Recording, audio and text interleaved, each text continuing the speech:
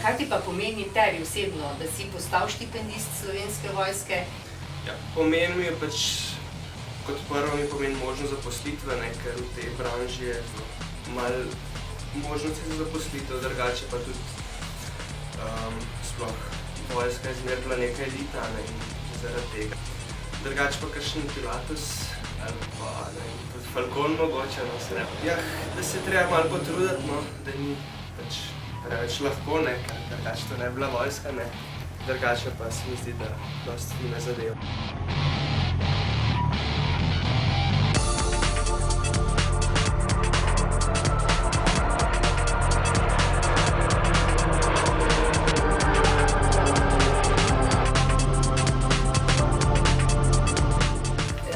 Glede na to, da ste dali že drugič vlogo, pravi si zelo želite postati pilot. Res. Odkdaj?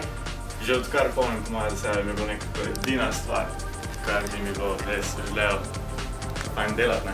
Tako da res nisem študiral na noben drug poklic, dokler nisem tako, prišel na faks šele, pa sem rekel, za vsak slučaj pa malo študiral, kaj še kaj tak zanimivo, ampak kak nisem nešto drugega tak najdel, kot pilot obvezno, tako da sem pa kar vztrajal v tej smeri. Glede na to, da ste vztrajali in da ste že absolvent, se pravi, da ste že kar dosti ur letenja opravili drugje, nekaj pa tudi v naši letalski šoli. Kakšna primerjava? Ja, malo se razlikuje, glede na to, da je tukaj vojaški režim letenja, je malo razlika od privatnega, tako da malo bolj zanimivo. Se bi dalo preživeti? Bo. Kaj pa vam pomeni štipendija, glede na to, da ste na koncu glih veliko od te štipendije ne bo, ne? Štipendija mi ne pomeni veliko, pomeni mi samo zadeva, ker je let zagotovila za poklic v Slovenski vojski. Imate mogoče kako sporočilo za mlade? Ja, ustrajati, tudi če ne gre, kaj ustrajati, enkrat bo ratalo.